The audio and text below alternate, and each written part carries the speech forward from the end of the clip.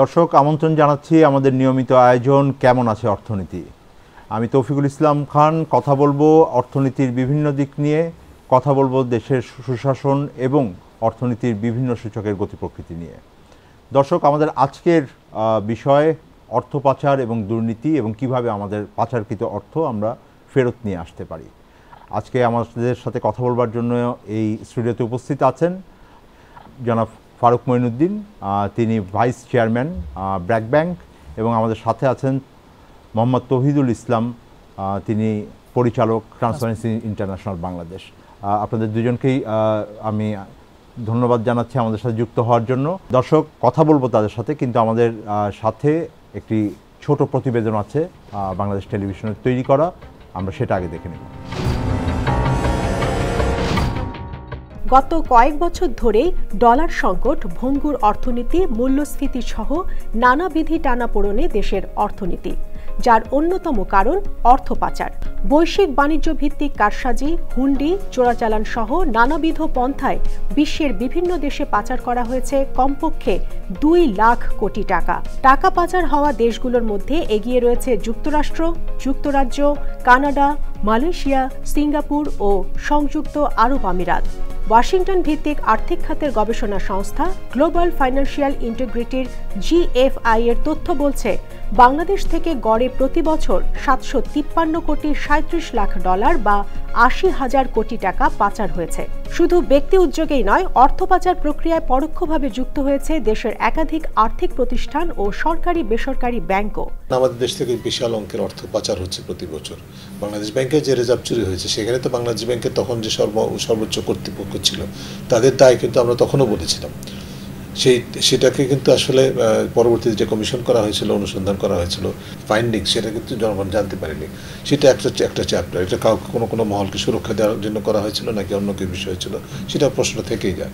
কিন্তু সার্বিকভাবে দেশ থেকে যে অর্থ পাচার সহ যে বাংলাদেশ ব্যাংকের রিজার্ভ চুরি, এইটি ফেরত আনাটা অবশ্যই সম্ভব, কিন্তু এটা দীর্ঘ প্রক্রিয়া। যে দেশে অর্থ পাচার হয়েছে সেই দেশের সাথে আমাদের যাতে আন্তর্জাতিক যে দুর্নীতি বিরোধী কনভেনশন আছে, তারাও তাই পারস্পরিক আইনি সহায়তার মাধ্যমে পাচারকৃত অর্থ ফেরত আনার সময় যারা পাচার করেছেন, পাচারের সাথে যারা জড়িত, তাদেরকে চিহ্নিত করে দেশে ফিরে আনা, জবাবদিহিতা নিশ্চিত করা, তাদেরকে আইন অনুযায়ী, আমাদের আইন অনুযায়ী কিন্তু তাদের যে অর্থ পাচার করেছেন তার 3 গুণ শাস্তি হওয়ার কথা, 14 বছর কারাদণ্ড হওয়ার কথা, সবই সম্ভব। তবে এটার জন্য লাগবে সৎসাহস, দৃঢ়তা এবং যথাযথ প্রক্রিয়া অনুসরণ, ক্যাপাসিটি বিল্ডিং এর প্রয়োজন আছে। Centre for policy dialogue CPD বলছে, গেল প্রায় 1.5 যুগে দেশীয় 19টি ব্যাংকে আত্মসাৎ করা 24টি ঋণ কেলেঙ্কারির মাধ্যমেই প্রায় 100,000 কোটিরও বেশি টাকা পাচার হয়েছে বিশ্বের বিভিন্ন দেশে। পাচার হওয়া অর্থ ফেরাতে বেশ কয়েক বছর আগেই বাংলাদেশ বহু দেশের সঙ্গে একাধিক চুক্তি করে। অর্থনীতিবিদরা বলছেন, সেই সব চুক্তি এবং সংশ্লিষ্ট দেশগুলোর সঙ্গে যৌথ উদ্যোগ জারি রাখতে পারে বর্তমান সরকার। বৈশ্বিক পরিসরের উদ্যোগের পাশাপাশি অর্থ ফেরাতে গুরুত্বপূর্ণ অবদান রাখতে পারে দুর্নীতি দমন কমিশন দুদক। প্রয়োজনে টাস্ক ফোর্স গঠনের মাধ্যমে নিবিড় অনুসন্ধানের তাগিদ দিচ্ছেন বিশেষজ্ঞরা। অর্থ পাচার যতটা সহজভাবে হয়েছে, অর্থ ফিরিয়ে আনা ততটা সহজ না হলেও এ বিষয়ে কাজ শুরু করেছে অন্তর্বর্তী সরকার। বাংলাদেশ থেকে আমি টাকা নিয়ে গেলাম প্যানামায়, সেটা অবৈধ পথে গেল। কিন্তু প্যানামা থেকে আমি টাকা ট্রান্সফার করলাম ক্যানাডায়, সেটা বৈধ পথে গেল। তাহলে তো ক্যানাডার গভর্নমেন্ট বলে, এটা তো আমার কাছে যেটা এসছে সেটা তো সাদা টাকা, এ তো কালো টাকা না। তখন তো আপনাকে প্রমাণ করতে হবে যে যেই টাকাটা আপনার দেশে বৈধ পথে ঢুকেছে, এটা আসলে আমার দেশ থেকে আমাদের টাকা অবৈধ পথে বেরিয়ে গেছে। এটা আপনাকে প্রমাণ করতে হবে যে ওই একই টাকা কোথায় দিয়ে গেছে, কোন রাস্তা দিয়ে গেছে। এইটা যদি আপনি প্রতিটা পয়েন্টে আপনি যদি বিশ্বাসযোগ্য তথ্য, যেটা আদালতে গ্রহণযোগ্য তথ্য উপস্থাপন করতে পারেন, তাহলে ওই দেশের আইন ব্যবহার করে ওই দেশের আদালতেই তাদের বিচারের ব্যবস্থা করা যেতে পারে। আরেকটা হয় যে যারা আছে তাদেরকে দেশে নিয়ে আসা ডিপোর্টেশনের মাধ্যমে, সেটার জন্য আবার ডিপোর্টেশন করার এক্সট্রাডিশনের চুক্তি থাকতে হবে। এটা কঠিন, এটা সময় সাপেক্ষ, তবে অসম্ভব না। ফ্যাসিস্ট শেখ হাসিনা সরকারের সাবেক ভূমিমন্ত্রী সাইফুজ্জামান চৌধুরীর মালিকানাধীন যুক্তরাজ্যে ১৫০ মিলিয়ন পাউন্ডের সম্পত্তির অর্থের তহবিলের উৎস শনাক্ত করতেও কাজ করছে সরকার। এই সম্পদ যেন পুনরুদ্ধার করা যায় সেই লক্ষ্যে ব্রিটিশ সরকারের কাছে সহায়তা চেয়েছে বাংলাদেশ।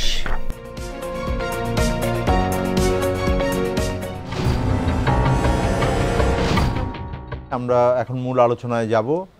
আমি প্রথমেই তৌহিদ ভাই আপনার কাছে জানতে চাচ্ছি, অনেক ধরনের হিসাব তো আমরা শুনেছি, আমরা 2 লাখ কোটি টাকার একটা সংখ্যা শুনছি, আমরা এর আগে শুনেছি যে আমাদের এক সময় আমরা যেটা গ্লোবাল ফাইন্যান্সিয়াল ইন্টিগ্রিটি তারা একটা হিসাব নিয়মিত দিতেন, সেটা অনেক বেশি বাণিজ্য নির্ভর অর্থ পাচারের কথা আমরা বলতাম। এটা বছরে 4-5 বিলিয়ন ডলার ছিল, এটা বাড়তে বাড়তে এক সময় 9 বিলিয়ন ডলারের কাছাকাছি পৌঁছালো।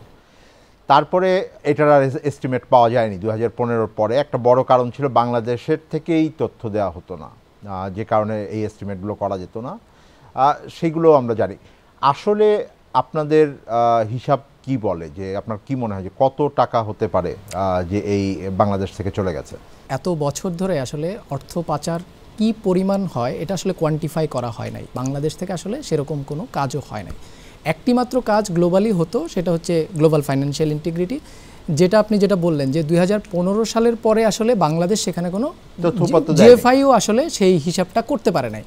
কারণ আমরা যেটা দেখি যে 2009 থেকে 2021-এর একটা রিপোর্ট ওরা পাবলিশ করে, সেখানে হচ্ছে বাংলাদেশের ডাটা 2014 সালের পরে আর নাই। হ্যাঁ, কারণ 15 সালের পরে আর ডাটা আমরা দেই নাই। কারণ হচ্ছে এটার একটা বড় সমস্যা হচ্ছে যে জিএফআই যে ডাটার ভিত্তিতে এই হিসাবটা করে সেটা হচ্ছে কমট্রেডের ডাটা, ইউএন কমট্রেডে বাংলাদেশ জাতিসংঘের যেটা বাণিজ্য ভিত্তিক ডেটা। এখন এটাই আবার পুরোটা না, ওখানেই হচ্ছে যে আমাদের প্রায় টোটাল ট্রেডের প্রায় 17%, 17.5%-এর মতো টাকা ধরা হয় যে এটা বাণিজ্যের আড়ালেই অর্থ পাচার হয়ে থাকে। এখন এটাই কি মূল? এটা তো না। তার চেয়ে বড় জিনিস হচ্ছে যে আমার দেশে যারা বিদেশিরা কাজ করেন তারা একটা বড় অংশ টাকা দেশের বাইরে নিয়ে যান তাদের বেতনের অংশ হিসাবে, এবং সেটাও আবার ডিক্লেয়ার্ড মানি না, যেটা ডিক্লেয়ার্ড করা হয় না। তারপরে ধরেন বিভিন্ন ধরনের বিল, মানে আমি যখন কোনো আমাদের যারা বিদেশে যারা মেডিকেল এবং এডুকেশনের জন্য যান তারাও একটা বড় অংশ টাকা হাতে হাতে নিয়ে যান। এটাও কিন্তু ডিক্লেয়ার্ড না যে আপনি টাকাটা কার মার্কেট থেকে সংগ্রহ করে আপনি নিয়ে চলে যাচ্ছেন। সো ইলিসিট ফাইন্যান্সিয়াল ফ্লো যদি বলেন, মানে লিগ্যাল চ্যানেলে টাকা যাওয়ার পরিমাণটা আসলে কত, এটা আসলে খুব অনুমান করাটা খুব মুশকিল। বাট এটা এখন যে আমাদের যে ইকোনমির সাইজ এবং যে আমাদের যে অন্যান্য ইনফর্মাল ট্রেড, এগুলি সব কিছু মিলে এটার প্রায় পরিমাণ অনুমান করা হয় যেটা 16 থেকে 20 বিলিয়ন ডলারের মাঝামাঝি কোনো এক জায়গায় আছে। এইটা আমরা বলি যে আমরা অর্থ পাচার নিয়ে অনেক কাজ করছি, অর্থ পাচার নিয়ে অনেক, কিন্তু সরকারের পক্ষ থেকে এখন পর্যন্ত একটা অ্যাসেসমেন্ট হয় নাই যে আসলে কোন কোন পথে কত পরিমাণ অর্থ কিভাবে পাচার হচ্ছে। এটা ফার্স্ট জরুরি। আপনি ফার্স্ট কোনো একটা প্রবলেম আইডেন্টিফাই করেন, প্রবলেমটা কত বড় এইটা তো আগে আইডেন্টিফাই করা জরুরি। এটা যখনই আপনি আইডেন্টিফাই করতে পারবেন দেন আপনি বুঝতে পারবেন যে আসলে আমার কোন জায়গায় এমফেসিস দিলে কোন জায়গায় বড় অংশ আমি বন্ধ করতে পারবো। বড় একটা জায়গা আপনি হয়তো বলেন নাই, কিন্তু আপনার কথার ভিতরে ছিল, এটা হলো হুন্ডি। আমরা খুবই সাধারণভাবে বলি যে হুন্ডির মাধ্যমে অনেক টাকা পাচার হয়। হ্যাঁ, আমি যেটা বলার চেষ্টা করছি যে এই যে মার্কেট সাইজটা বললাম, যে এটা কিন্তু আমাদের এক ধরনের, আমরা যেহেতু আমাদের যে ফরেন এক্সচেঞ্জের যে রেগুলেশন আছে সেই রেগুলেশনের ভিতরেই আমরা একটা মার্কেট তৈরি করে ফেলেছি, যে আমরা যেহেতু এই মার্কেটের ভিতর দিয়ে যারা যাচ্ছে না তারা এই বড় একটা মার্কেট তৈরি করেছে, হুন্ডির মার্কেট। যেমন আপনি আন্ডার ইনভয়েসিং করছেন, 10-15 বিলিয়ন ডলারের আন্ডার ইনভয়েসিংয়ের তথ্য আসছে, এস্টিমেশন করা হচ্ছে। তো এইটা কিভাবে হচ্ছে, এই বাকি অর্থটা কিভাবে যায়? পুরোটাই হুন্ডির মাধ্যমে ট্রান্সফার হচ্ছে। এখন এই টাকাটা আবার কিভাবে আমাদের, মানে এটা আমরা কিভাবে এত টাকা, বিপুল পরিমাণ টাকা হুন্ডি হচ্ছে, বিকজ অফ আমাদের একটা বড় অঙ্কের রেমিটেন্স আসে আমাদের দেশে। সো রেমিটেন্সটা আমার বৈধ চ্যানেলে যত না আসে তার চেয়ে একটা বড় অংশ কিন্তু এই মানে এই যে হুন্ডির যে ডিমান্ড এটা ফিল আপ করার জন্য চলে যায়। সো একটা বড় মার্কেট তৈরি হয়েছে, যে মার্কেটটা আসলে ডিমান্ড এবং সাপ্লাইকে রেগুলারলি। নিশ্চয়ই, মানে এটা তো অবশ্যই। আমি এখান থেকে যদি টাকা আসলে আমরা যখন বলি অর্থ পাচার হয়, যেটা বড় একটা সমস্যা থাকে সেটা হলো যে আমরা যে ফিজিক্যালি তো আর মানি ট্রান্সফার হচ্ছে না, কেউ তো ডলার ব্যাগে করে নিয়ে যাচ্ছে, এটার পরিমাণ কম। আপনি কেউ বলেছেন হাতে হাতে করে নিয়ে যায়, কিছুটা আছে, যেমন ক্যাপিটাল ফ্লাইটও একটা বড় অংশের আছে, ক্যাপিটাল ফ্লাইটও হয়, মূল তো হলো হুন্ডির মাধ্যমে হয়। এবং এইটা হলো আসলে আমার যে শ্রমিক ভাইরা বাইরে থেকে টাকা পাঠান, ওইটার টাকাটা বাইরেই থেকে যায়, আমরা এখান থেকে তাদের টাকা আবার দিয়ে দিই এখান থেকে অর্থ সংগ্রহ করে। ফারুক মঈনুদ্দিন, বড় একটা আলোচনার ভিতরে সবসময় অর্থ পাচার পৃথিবীর যেখানেই আলোচনা হোক একটা বড় আলোচনার ভিতরে থাকে যে ব্যাংকিং ব্যবস্থার এটার ভিতরে একটা ভূমিকা থাকে। তো ব্যাংকিং ব্যবস্থার যেই সুশাসনের জায়গা আছে বা গভর্নেন্সের যেটা আমরা বলি, রেগুলেশনের কথা বলি, শেখার মানে কি ধরনের মানে পরিস্থিতি আমার এই প্রক্রিয়াকে থামাতে ব্যর্থ হচ্ছে? আমাদের দেশ থেকে যে আমরা যে পাচার হয় সেটাকে সুটকেস কিংবা ব্যাগে করে ডলার নিয়ে যাচ্ছে না, তাহলে কিভাবে হচ্ছে? এক সময়কার আমাদের ন্যাশনাল বোর্ড অফ রেভিনিউর চেয়ারম্যান, সিটিং চেয়ারম্যান তখন যিনি ছিলেন, তিনি বলেছিলেন যে আমাদের দেশে 60% বেশি পাচার হয় বাণিজ্যের মাধ্যমে, তার মানে ট্রেড বেসড মানি লন্ডারিং যেটা হয় আন্ডার ইনভয়েসিং এবং ওভার ইনভয়েসিংয়ের মাধ্যমে। এখন ইম্পোর্টাররা কী করে? ইম্পোর্টাররা ট্যাক্স শুল্ক কম দেওয়ার জন্য তারা আন্ডার ইনভয়েসিং করে, সেই টাকাটা তারা হুন্ডির মাধ্যমে পাঠায়, সুতরাং এটা একদিকে পাচার হচ্ছে। আবার উল্টাটাও হচ্ছে, হয়তো ঠিকভাবে এলসি খোলা হচ্ছে কিন্তু মাল দেশে ঢুকছে না, সেটাও পাচার হয়ে যাচ্ছে।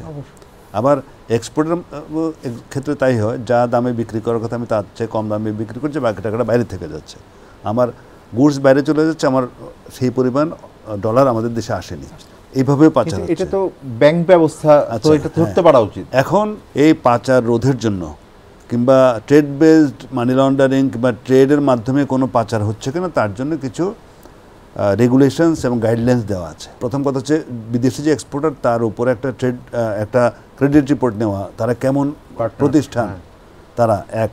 দুই হচ্ছে আবার এট দ্য সেম টাইম তারা কিন্তু যে প্রাইসটা দিচ্ছে আমাকে কোট করে দিচ্ছে, মানে আমার প্রফর্মা ইনভয়েস বলি কিংবা ইন্ডেন্ট বলি, সেটিকে আবার যাচাই করার বিষয় আছে। আজকালকার যুগে বাজার, ইন্টারন্যাশনাল মার্কেট যাচাই করা কোনোভাবেই কঠিন কিছু না, এটা যে কেউ যদি সদিচ্ছা থাকে তারা কিন্তু। একটু ব্যাখ্যা করে বলেন যে কিভাবে আসলে এটা খুব সহজে করা হচ্ছে। মনে করেন একটা প্রতিষ্ঠান থেকে আনা হচ্ছে, সে একটা প্রাইস কোট করে আমাকে ইন্ডেন্ট কিংবা প্রফর্মা ইনভয়েস দিল, আমি এই যে প্রাইস যেটা দিল, ইউনিট প্রাইস যে কোনো কমোডিটি, সেই কমোডিটির আসলে প্রাইস কত এখন ইন্টারন্যাশনাল মার্কেটে, সেটা কিন্তু যাচাই করা সম্ভব। অনেকগুলো সংস্থা আছে, তাদের মাধ্যমে যাচাই করা সম্ভব। ব্যাংকগুলো যদি একটু ডিউ ডিলিজেন্স অ্যাপ্লাই করে, সেটা বিভিন্ন পন্থা আছে, বিভিন্ন প্রতিষ্ঠান আছে যাদের মাধ্যমে এই প্রাইসটি ঠিক কিনা। বাংলাদেশে কি এটা করা হয়? বাংলাদেশে করা অধিকাংশ ক্ষেত্রে করা হয় না বলে এটা সম্ভব হচ্ছে। এটা যদি করা হতো, সবগুলো ব্যাংক যদি এই কাজটা করতো, তাহলে কিন্তু আজকে এই যে আমরা যেটা নিয়ে আলাপ করছি সেই আলাপ করার প্রয়োজন পড়তো না। আমি তাহলে জিজ্ঞেস করি, এই যে করা হচ্ছে না, ব্যাংকগুলো করছে না, এটার কারণ কি? মানে আমার সক্ষমতা নাই, নাকি আগ্রহ নাই, নাকি আমি ইচ্ছা করে করছি না যেন এটাকে আমি ফ্যাসিলিটেট? প্রথম কথা হচ্ছে আমার রেগুলেটর আছে, আমাদের দেশে বেশ কিছু সুশাসিত ব্যাংক আছে, তাদের টোটাল ট্রেড সিস্টেমটাই সম্পূর্ণ আলাদা করে ফেলা হয়। এটা কোনো শাখার উপরে এটা নির্ভর করে না, পুরা সবগুলো শাখার সেন্ট্রালাইজড সিস্টেম আছে, তারাই কিন্তু এটা যাচাই বাছাই করতে পারে যে প্রাইস ঠিক আছে কিনা। এবং সেটা যে কমপ্লায়েন্ট ব্যাংকগুলো আছে তারা কিন্তু এটা করে ফেলেছে অলরেডি, যেটা শাখার উপরে রাখা হয় নাই। একটা শাখাকে যদি আপনি দায়িত্ব দেন, সেই শাখা এলসি খুলে দিতে পারে, হেড অফিস কিংবা সেন্ট্রাল সিস্টেমের মধ্যে আসতে হবে না। সেখানে কিন্তু আপনার অনেকগুলো লো ফোর্স থাকতে পারে, একটি শাখার উপরে কন্ট্রোল থাকে। একটা সেন্ট্রালাইজ ব্যবস্থা, বেশ কিছু কমপ্লায়েন্ট ব্যাংক আছে, আমার ব্যাংকও আছে, আরও বেশ কিছু ব্যাংকে সেন্ট্রালাইজ সিস্টেম আছে। সুতরাং শাখা চাইলেই যে তারা করতে পারবে তা না, ওখানের মধ্যে স্ক্যানারের ভিতর দিয়ে যাবে, কোনো ব্যত্যয় হচ্ছে এটা কিন্তু সেন্ট্রাল সিস্টেমই দেখে নেবে। তো এই ব্যাপারগুলো যদি করা যায় তাহলে হয়তো হতো, কিন্তু অধিকাংশ ব্যাংকের কিন্তু এই সিস্টেমটা নাই, সেটি ইমিডিয়েটলি করা উচিত। এটা করলে কিছু বাংলাদেশে এখন কতগুলো ব্যাংক আছে? 64টা ব্যাংক। আপনার এমনি বল্ক পার্ক, হ্যাঁ, আপনার এখন আমি আটকে দিচ্ছি না, ঠিক আছে, কতগুলো ব্যাংকের নাই এরকম আপনার মনে হয়? আমার জানা মতে তো মানে অর্ধেকের চেয়ে বেশি ব্যাংকের নাই এটা। আচ্ছা, এবং তাদের যেহেতু নাই, তাদের ইচ্ছা থাকলেও এটা তারা এটা এখন কথা হচ্ছে এটা বাধ্য করা উচিত তাদের। এখানে আরেকটি কথা বলতে চাই, এখানে স্টেক হোল্ডার কিন্তু ব্যাংক না, একটা এক্সপোর্ট ইম্পোর্ট পুরা ট্রানজ্যাকশনে there are many stake holders. Bank is one of the stake holder. NBR আছে, আপনার বিজিবি আছে, কোস্টগার্ড আছে, তার মানে কাস্টমস ডিপার্টমেন্ট আছে। সুতরাং সবাই তো সম্মিলিত প্রচেষ্টা লাগবে। আমি ফেরত আসবো এটা যে কিভাবে এই কৌশলের মধ্যে রয়ে অনেকগুলো প্রতিষ্ঠান আছে এবং বাংলাদেশে এটার একটা কৌশলপত্র আছে। দর্শক, আমরা এই আলোচনা জারি রাখবো, এখন একটা বিরতি নিচ্ছি, কিন্তু আমরা ফিরবো, আমরা জানবো যে কাদের উপর দায়িত্ব ছিল এই অর্থ পাচার রোধের এবং আমরা কেন করতে পারলাম না।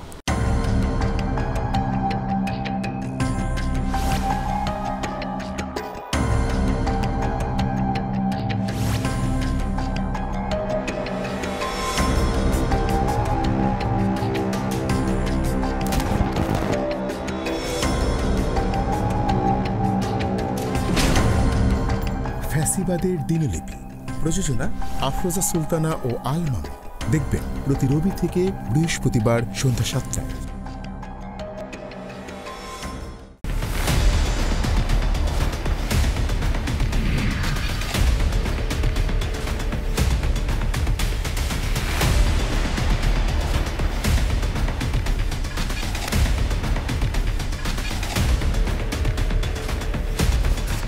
নিপীড়নের গল্প, প্রযোজনা মোহাম্মদ হাসান রিয়াদ ও গোলাম মোর্শেদ।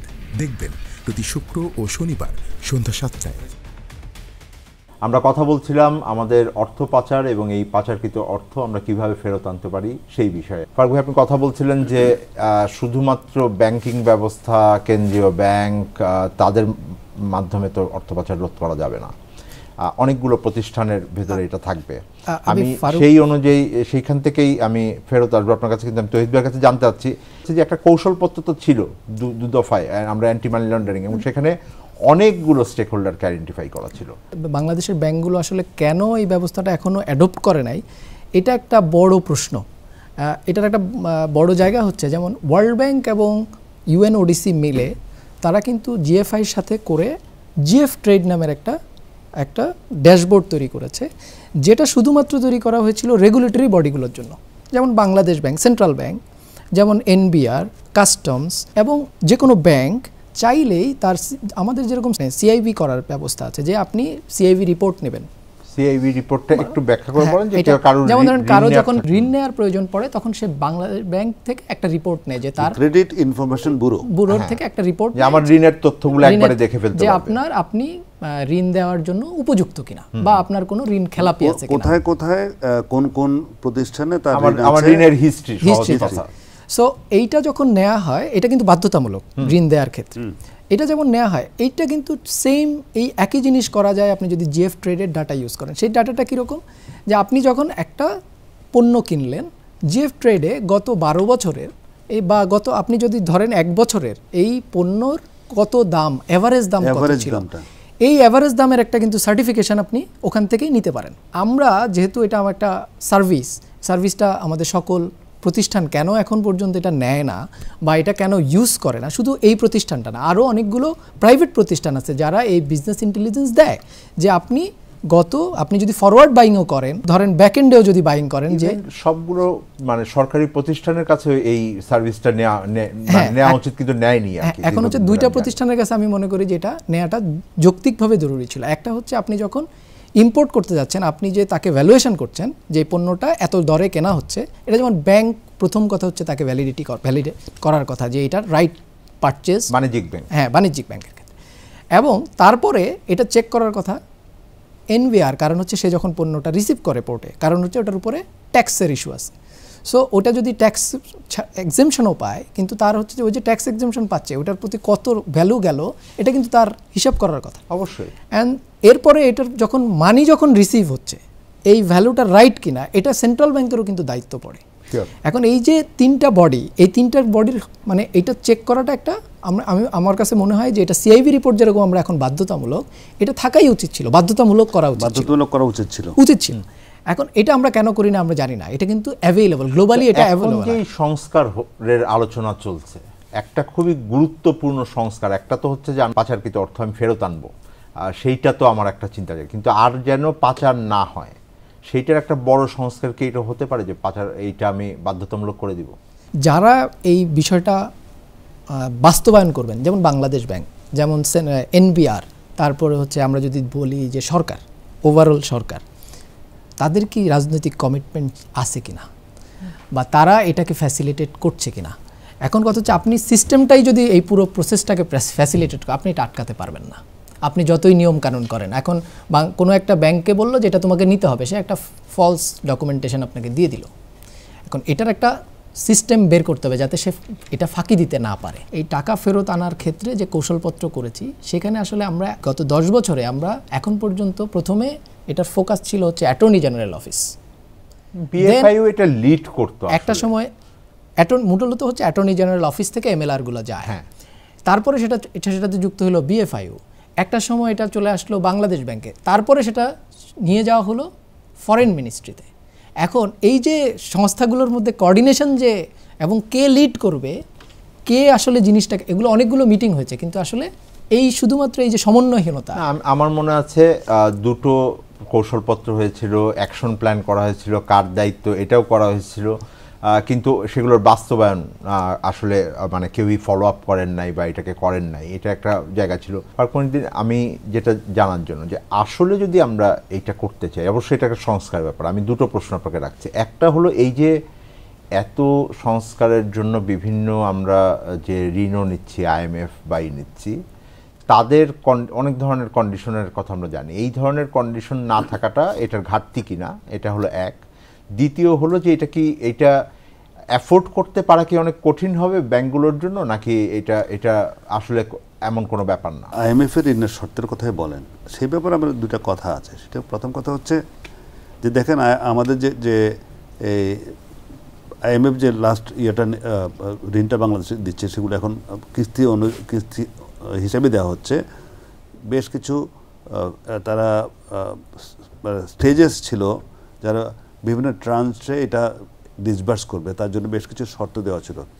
সেই শর্তগুলো অধিকাংশ বাংলাদেশ সরকার অথবা বাংলাদেশ এগুলো পরিপালন করতে পারেনি, কিন্তু IMF কিন্তু অর্থ ছাড় দিয়ে গেছে।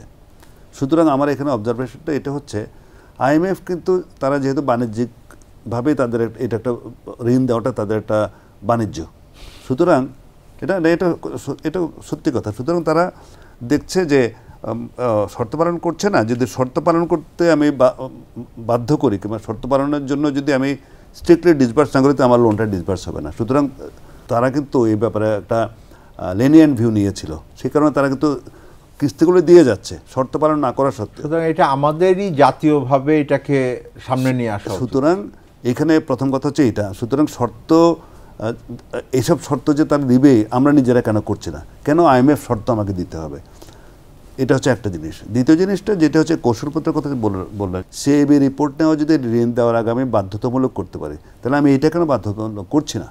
এবং এটা এই যে ফলস রিপোর্টের কথা তো বলছেন, ফলস রিপোর্টের প্রশ্ন না, আমি তো CAB তে আমি সরাসরি বাংলাদেশ ব্যাংকের সাথে আমার আছে, আমি সোজা গিয়ে ওদের সিস্টেমের মধ্যে ঢুকে আমি দেখতে পাচ্ছি, তাহলে আমি ওখানে ওদের ড্যাশবোর্ডে ঢোকার জন্য আমাকে এনেবল করা হোক টেকনিক্যালি। এইটা একটা বড় জায়গা আছে, আমি সেটা করছি। আমি আরেকটা যেটা জিনিস আপনার কাছে জানতে চাই, সেটা হলো যে খুবই বড় আলোচনার ভিতরে আছে যে আমাদের ব্যাংকিং ব্যবস্থা তো খুবই ভঙ্গুর অবস্থায় আছে, এখানে অনেক লুটপাট হয়েছে।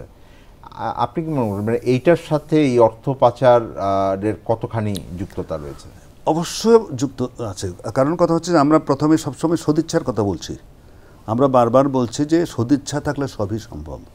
আপনার নিশ্চয়ই মনে আছে এইবারের আগের বাজেটে অর্থমন্ত্রীকে জিজ্ঞেস করা হয়েছিল যে ওই যে অর্থ পাচার যারা করে তাদের বিষয়ে, তিনি বলেছিলেন যে অর্থ পাচার কারা করে আমার জানা নেই, আপনারা আমাকে তালিকা দিন। এটা একটা জাতির সাথে তামাশা ছিল, তাই না? এটা কি কেউ বিশ্বাস করবে যে অর্থ পাচার কারা করছে আমরা জানি না? এই তালিকা দিতে হবে সাংবাদিকদেরকে কিংবা কাউকে দিতে হবে, মানে তাহলে আমরা জানি না কেন? আচ্ছা, আমি তৌহিদ ভাইকে জিজ্ঞেস করি যে আসলে অর্থ পাচার কারা করছে। বেশ কিছু আলোচিত রিপোর্ট এরই মধ্যে আছে যে দেখবেন যে আমাদের যারা তৎকালীন সরকারে যারা অনেকেই ছিলেন, তাদের একজনের নাম তো আমরা সবাই জানি, এবং আল জাজিরার ইনভেস্টিগেশনে বিপুল পরিমাণ প্রপার্টিতে ইনভেস্টমেন্ট আমরা দেখেছি। তো এই প্রথম কথা হচ্ছে এই বিপুল পরিমাণ অর্থ উনি আসলে কিভাবে করলেন, এটা হচ্ছে প্রথম প্রশ্ন। এখন এটা আইডেন্টিফাইড না যে এইটা এই বাংলাদেশ থেকেই ওখানে গিয়েছে, কিন্তু ওনার যেই পরিমাণ $675 মিলিয়ন যে প্রপার্টি ইনভেস্টমেন্ট, যেটা আল জাজিরার ইনভেস্টিগেশনে উঠে এসেছে, এই বিপুল পরিমাণ অর্থ আসলে পাচার করা ছাড়া অন্য কোনো উপায়ে করা সম্ভব কিনা, এত দ্রুত সম্ভব, মানে যেটা হচ্ছে 2010-এর পর থেকে আপনি গত 14 বছরে উনি বিপুল পরিমাণ প্রপার্টি তৈরি করেছেন, ইনভেস্টমেন্ট করেছেন। এইটা আসলে পরীক্ষা করে যারা এজেন্সি আছে তারা এটা খুব ভালো করে দেখবে, বিকজ অফ এটা এখন এক্সপোজড কেস। এরকম একটা বা দুটো কেস না, এরকম অনেক কেস আছে। আমরা জানতাম যে পাচার হচ্ছে, এগুলো হচ্ছে one of the cases. So হ্যাঁ, এখন হচ্ছে যে আমরা অনেকগুলো আলোচনার কথা জানি, বেগমপাড়ার কথা জানি, আমরা ইউএইতে দুবাইতে বিপুল পরিমাণ প্রপার্টি মার্কেট ইনভেস্টমেন্টের কথা জানি, যার কিছুটা নজির আমরা আল জাজিরা ইনভেস্টিগেশনে দেখেছি। ইউকে মার্কেটে আমরা দেখতে পাচ্ছি, এমনকি মানে আমি দেখেছি যে গত সরকার মানে সংসদেও এটা আলোচনা হয়েছে যে কারা নিয়ে গেছেন, সরকারি আমলারা নিয়েছেন না রাজনীতিবিদ নিয়েছেন, বলেছেন পররাষ্ট্রমন্ত্রী বলেছেন কারা কারা নিয়েছে, তিনিই বলেছেন। আচ্ছা, সে সরকার কিন্তু আবার একটা তালিকার খোঁজখবর নিয়েছে কানাডা এবং অন্যান্য, তখন কিন্তু আবার বলেছে যে পলিটিশিয়ানের চাইতে যারা আমলারা অনেক বেশি ওই তালিকায় প্রাধান্য ছিল। এখন এই যারা ওনারা জানতেন যে কে নিয়েছেন, এখন তালিকা যেহেতু ছিল তারা নিশ্চিত জানতেন।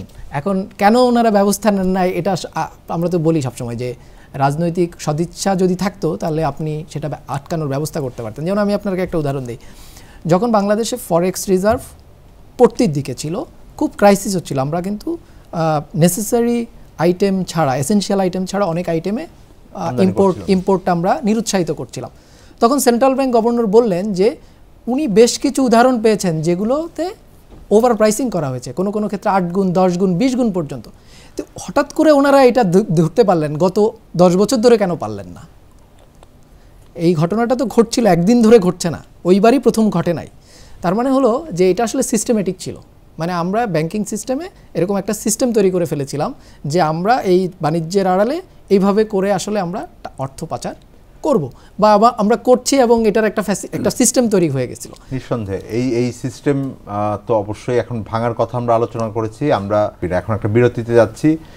দর্শক, আমরা ফেরত আসবো, জানার চেষ্টা করব যে আমাদের পাচারকৃত সম্পদ আমরা ফেরত আনতে পারবো কিনা। ডেঙ্গু থেকে সাবধান। ডেঙ্গুর লক্ষণসমূহ: তীব্র জ্বর এবং মাথা ব্যথা, চোখে ব্যথা হওয়া বা আলোর দিকে তাকাতে সমস্যা হওয়া, মাংসপেশি এবং হাড়ের সংযোগস্থলে প্রচণ্ড ব্যথা হওয়া, শরীরের চামড়ায় লালচে ছোপ বা র্যাশ ওঠা, বমি ভাব বা বমি হওয়া এবং খাওয়ায় অরুচি হওয়া। ডেঙ্গু প্রতিরোধে করণীয়: মশা তাড়ানো ঔষধ বা স্প্রে ব্যবহার করুন। মশার কামড় থেকে দূরে থাকতে দিনের যে কোনো সময়ই ফুলহাতা জামা বা প্যান্ট পরিধান করুন। দিনে বা রাতে যে কোনো সময় ঘুমাতে গেলে মশারি ব্যবহার করুন।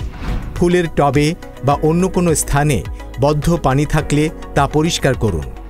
ঘরের আনাচে কানাচে অন্ধকারাচ্ছন্ন জায়গায় মশার ঔষধ বা স্প্রে ব্যবহার করুন।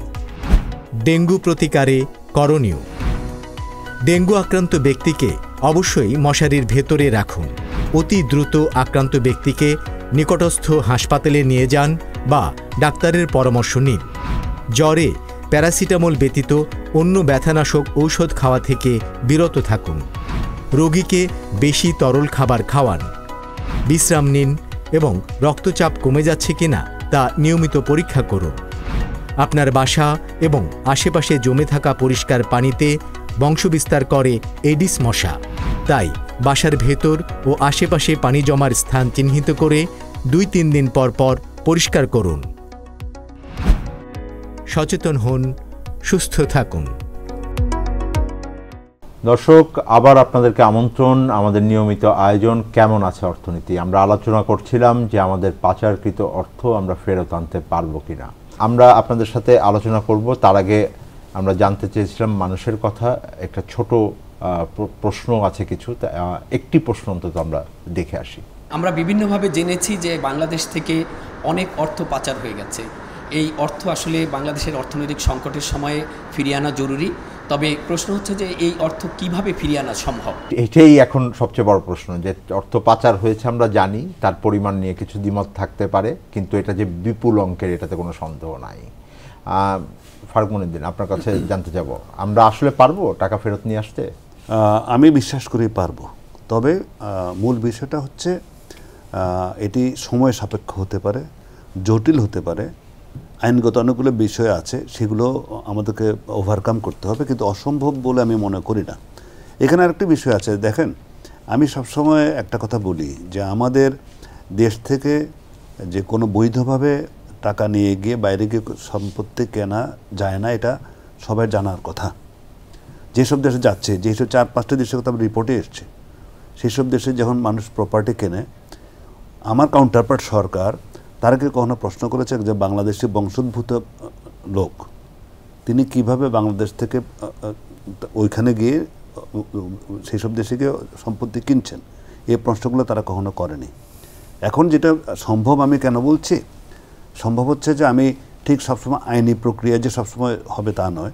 এখানে বেশ কিছু বিষয় আমি মনে করি যে আমাদের এখনকার যে সরকার আছে, সেই সরকারের যিনি প্রধান আছেন তার একটা আন্তর্জাতিক একটা অ্যাকসেপ্টেবিলিটি আছে, হিউজ অ্যাকসেপ্টেবিলিটি, খুব রেসপেক্টেড একজন পার্সন তিনি ইন্টারন্যাশনাল এরেনাতে।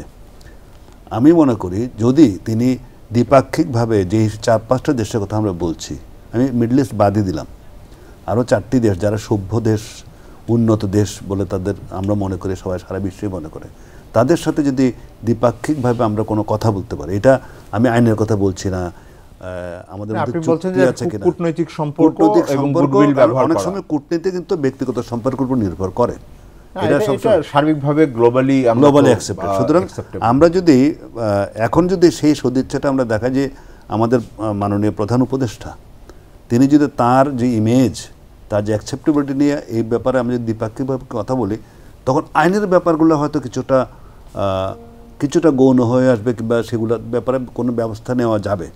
আপনি দেখেন এই Singapore authority very recently Bangladesh সরকারের কাছ থেকে কিংবা বিএফএর কাছ থেকে কিছু তথ্য চেয়েছে বিশেষ একজন ব্যক্তির ব্যাপারে রিপোর্ট হওয়ার পরে। তার মানে তারাও কিন্তু এই সব ব্যাপারে আমাদের চেয়ে প্রোঅ্যাক্টিভ বলে মনে হচ্ছে। এবং সিঙ্গাপুরে গত বছর বেশ কিছু অবৈধ সম্পদ অর্জনকারীদের উপরে সিঙ্গাপুর বিদেশিদের উপরে তারা ক্র্যাকডাউন করেছিল, নগদ থেকে শুরু করে তারা বিশাল ক্র্যাকডাউন করে তারা কিন্তু এটা করেছিল। সুতরাং আমাদের এখন যেটা আমি মনে কীভাবে ফিরে আসা সম্ভব, প্রথম কথাটা আমি বললাম, আমাদের দ্বিপাক্ষিকভাবে কথা বলতে হবে।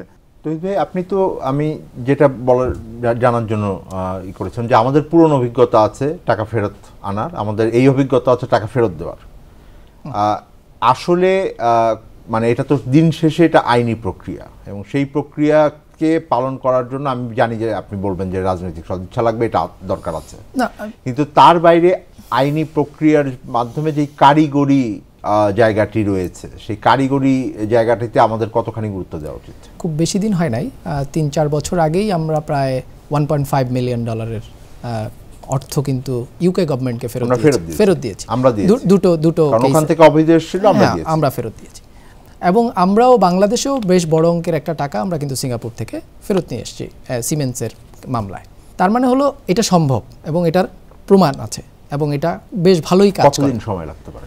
আচ্ছা, এইখানে একটা বিষয় বলার প্রথম কথা হচ্ছে যে কত সময় লাগতে পারে, যেহেতু লিগ্যাল প্রসেস সময় লাগবে, কিন্তু আপনি প্রসেসটা রাইটলি করছেন কিনা। যেমন আমরা এখন কি করছি, আমরা এখন অনেক দেশকে হঠাৎ করে এমএলএ পাঠানো শুরু করেছি, মিউচুয়াল লিগ্যাল অ্যাসিস্ট্যান্স পাঠানোর জন্য, যে আমি তথ্য চাই তার সম্পর্কে। প্রথম কথা হচ্ছে এমএলএ পাঠানোর আগে আমার বাংলাদেশে এই ব্যক্তি সম্পর্কে বা এই কেসটা সম্পর্কে পর্যাপ্ত তথ্য সংগ্রহ করা হয়েছিল কিনা, এটা হচ্ছে প্রথম। আমাদের কিন্তু আপনি যদি দেখেন স্টোলেন অ্যাসেট রিকভারির যে ওয়ার্ল্ড ব্যাংক এবং ইউএনওডিসি মিলে যে গাইডলাইন তৈরি করেছে, সেই গাইডলাইনে কিন্তু পরিষ্কার বলা আছে আপনি আসলে ফার্স্টে কী করবেন, তারপরে কী করবেন, তারপরে এরকম প্রায় 10টা ধাপ আছে। 10টা ধাপের মধ্যে 9ম ধাপ হচ্ছে এমএলএ করবেন আপনি। তার মানে হচ্ছে এটাই কিন্তু প্রথম এমএলএ কিন্তু প্রথম কন্ট্যাক্ট না, আপনার প্রথম কন্ট্যাক্টটা হইতে হবে যে আপনি একটা প্রপার কেস তৈরি করতে পারছেন কিনা। আগে আমার দেশের ভিতরে এটা আইনগতভাবে তাকে প্রমাণ করা যাচ্ছে কিনা। না, আপনি প্রমাণ তো আরো পরে করবেন, যে আপনি মামলা করলেন, কিন্তু প্রথম কথা হচ্ছে তার একটা প্রথম প্রাইমারি মানে জাস্টিফিকেশন তৈরি হতে হবে যে না, এই টাকাটা আমার এখান থেকে এই লোক, এই ব্যক্তি, ইনি এই জায়গায় নিয়ে গেছেন, আমরা যেটাকে প্রাথমিক তদন্ত বলি। প্রাথমিক তদন্ত। এখন এইটা করার জন্য যেই কাজ করতে হয় আমরা সেই কাজটা করি কিনা, নাকি আমরা মনে করেন জাম্প ইন করলাম, আমরা হঠাৎ করে, যেমন ধরেন আমরা এই যে জাম্পিং করছি তহিদ ভাই, এইটা কি আমরা আবেগে করছি না আমার কারিগরি জ্ঞান নেই এই জন্য? এইটা আমার ঠিক নাকি আমি ইচ্ছা করে করছি যেন এটা সাকসেসফুল না? এইটা দুইটা ইস্যু হয়। একটা হচ্ছে যে আমার উপর প্রচণ্ড চাপ, যেহেতু আমি একটা বড় এজেন্সি, আমাকে কিছু করে দেখাতে হবে, যেহেতু আমি এতদিন কিছু করি নাই। সো এইটার একটা চাপ হতে পারে। আবার একটা পারে কিছুটা অনভিজ্ঞতা হতে পারে যে না, আমার এমএলএ করলেই বোধহয় কাজটা, আমার দায়টা অন্য জায়গায় চলে গেল, যে আমার এমএলএর উত্তর দিচ্ছে না। এই প্রত্যেকটা ধাপ পেরিয়ে যখন কাজটা করবেন তখন কিন্তু ইজি, যদি আপনি প্রসেসটা মেনটেন করেন। কিন্তু আপনি যখন প্রসেসটা ভেঙে ফেলবেন তখন হচ্ছে যে আপনি আসলে প্রিপেয়ার্ড না। যখন আপনার কাছে বলছে যে আপনি বলছেন যে এই লোকটা আমার এখান থেকে টাকা নিয়ে গেছে, আপনাকে সেটা প্রমাণ করতে হবে, বা আপনি একটা প্রাইমারি কেস স্টাবলিশ প্রমাণ করতে হবে, মানে আমরা আদালতে প্রমাণ করতে না। হবে। আপনি প্রথম কথা হচ্ছে আপনি আপনার কেসটা বলেন যে এই লোকটা আমার দেশি, বাংলাদেশি, এই লোকটা আমার এইখানে। আপনি যেমন আমরা বলি যে politically expose person, politically expose পার্সনরা যারা ক্ষমতায় আছেন বা যারা সরকারের অংশ ছিলেন, তারা কিন্তু পলিটিক্যালি এক্সপোজ পার্সন হিসেবে খ্যাত গ্লোবালি। সো প্রত্যেক দেশে কিন্তু পলিটিক্যালি এক্সপোজ পার্সনদের অ্যাসেট ইনভেস্টমেন্টের ক্ষেত্রে একটা বিশেষ ক্রাইটেরিয়া আছে এবং তাকে বিশেষ অডিটের মাধ্যমে যাইতে হয়। প্রত্যেকটা ব্যাংক যারা তাদেরকে ফাইন্যান্স করেন তাদেরকে কিন্তু ওইটা মেনটেন করতে হয়, যদি না করে তাকে কিন্তু ফাইন্যান্সিয়ালি ফাইন করা হয়। এখন আমি এই লোকটা যে পিইপি, এইটা আমি যেই দেশে আইডেন্টিফাই করেছি যে তার সম্পদটা করেছেন, আমি কি সেই দেশটাকে জানিয়েছি কিনা, প্রথম কথা হচ্ছে এটা। এবং জানানোর ক্ষেত্রে আমি পর্যাপ্ত ডকুমেন্টেশন করেছি কিনা, প্রাইমারি ডকুমেন্টেশন, এটা একেবারেই রিয়েল ডকুমেন্টেশন হইতে হবে না। এই প্রাইমারি ডকুমেন্টেশনটা করার পরে আমি আমার যথাযথ এজেন্সিকে জানিয়েছি কিনা। এখন পর্যন্ত গত 2 মাসে এই প্রক্রিয়া পালন করা হচ্ছে, এটাকে আপনি মনে করছেন? আমার কাছে মনে হচ্ছে যে কিছুটা হাফ হার্টেড আছে, কারণ আমরা অনেক ক্ষেত্রেই ধরেন পত্রিকার রিপোর্ট বা আমাদের ওই সক্ষমতাটা আছে কিনা সেটা নিয়ে আমার একটা ছোট প্রশ্ন আছে। সেটা হচ্ছে যে স্টোলেন অ্যাসেট রিকভারির ক্ষেত্রে কেস ফর্মালাইজেশনের একটা ব্যাপার আছে, যেখানে হচ্ছে আপনি তথ্যগুলো ধাপে ধাপে সাজাবেন। এই তথ্যটা সাজানোর মতো ক্যাপাসিটি এবং সেই তথ্য ক্যাপাসিটি নিয়ে আমাদের সংস্থাগুলো কাজ করছে কিনা, এটা আমার একটা প্রশ্ন। একটা টাস্ক ফোর্স করা হয়েছে, আগে এটা বিএফআই নেতৃত্বে ছিল, এখন এটা গভর্নরের নেতৃত্ব করা হয়েছে। টাস্ক ফোর্সে সঠিক লোকজন আছে। এক্সপার্টিজ উইদিন দিস এজেন্সিস এর ভেতরেই যারা আছেন তাদের কাছ থেকে পাওয়া যাবে মনে করেন কিনা? আমি একদম 30 সেকেন্ড। আমার বিএফআইওর কথা আমি যেটা বলছি, আমার জানা মতো, আমি যেহেতু ব্যাংকে ছিলাম, বিএফআইওর এমন কোনো কর্মকর্তা নাই যারা বিদেশে একাধিকবার ঘুরে এসে ট্রেনিং নিয়ে এসছেন। আমরা তাদেরকে কাজে লাগাতে পারছি না, নাকি তারা যথাযথভাবে ট্রেনিং নেয় নাই, নাকি তারা কেবলমাত্র বিদেশ ভ্রমণে গিয়েছেন। সুতরাং আমি বিএফআইয়ের তাদের এটা স্পেশালাইজেশন এই ব্যাপারে আছে, আমি তাদেরকে টাস্কফোর্সে নিয়েছি কিনা, কিংবা তারা হ্যাঁ যদি নিয়ে থাকে। কিন্তু এখানে একটা ব্যাপার আছে, আমি পত্রিকায় দেখতে পাচ্ছি বিএফআইয়ের চিফের এখন ব্যাপারে যে কথাটা আসছে নিউজ পেপারে যেগুলো পাচ্ছি, তাহলে সেই বিএফআইয়ের আমি জানি না, মানে না এখন তো এক্সিস্টিং যেটা ছিল উনি আগেও চিফ ছিলেন। এখন বিষয় হলো সেটা হলো যে মানে আসলে আমরা যেটা বলছি যে সঠিক ব্যক্তি প্রতিষ্ঠানও লাগবে, আবার সেখানে সঠিক ব্যক্তিটা নিচ্ছে কিনা, এক্সপার্টিজ এবং সঠিক ব্যক্তি যেটা বললেন সেই কথাটাই আসল কথা, যে আমাদের এই যে পুরো প্রসেসগুলো এখন হঠাৎ করে আপনি চাইলেন কিন্তু আপনি ইন্টারনাল প্রাইমারি প্রসেসগুলো করলেন না, তাহলে কিন্তু এটা it will be futile effort. আমরা এই বিষয় নিয়ে নিশ্চয়ই আবার আলোচনা করব, আমরা ফেরত আসবো হয়তো আপনাদের কাছেও। আমরা চাইবো যে সামনের দিনগুলোতে এই প্রক্রিয়ায় বাংলাদেশ এগিয়ে যাক। দর্শক, আজকে শেষ করে দিতে হচ্ছে, কিন্তু নিঃসন্দেহে আপনাদেরও আরও শুনবার হয়তো আগ্রহ ছিল। আমরাও অধীর আগ্রহে তাকিয়ে থাকবো যে আমাদের যে সম্পদ অবৈধভাবে দেশের বাইরে চলে গেল সেটা আমরা ফেরত আনতে পারলাম কিনা। নিঃসন্দেহে এতে একদিকে যেমন রাজনৈতিক সদিচ্ছার প্রয়োজন হবে, সেই সাথে আমাদের যে কারিগরি এবং আইনি দিকগুলো আছে সেগুলোতে সমান গুরুত্ব দিয়ে আমাদের এগিয়ে যাওয়া প্রয়োজন। আমাদের প্রয়োজন অন্য যে দেশে আমাদের অর্থ পাচার হয়েছে তাদের সাথে কূটনৈতিক প্রক্রিয়াও জারি রাখা। দর্শক, আমরা আপনাদেরকে অনেক ধন্যবাদ জানিয়ে আজকের মতো অনুষ্ঠান শেষ করছি। আবার ফেরত আসবো, জানতে চাইবো কেমন আছে অর্থনীতি।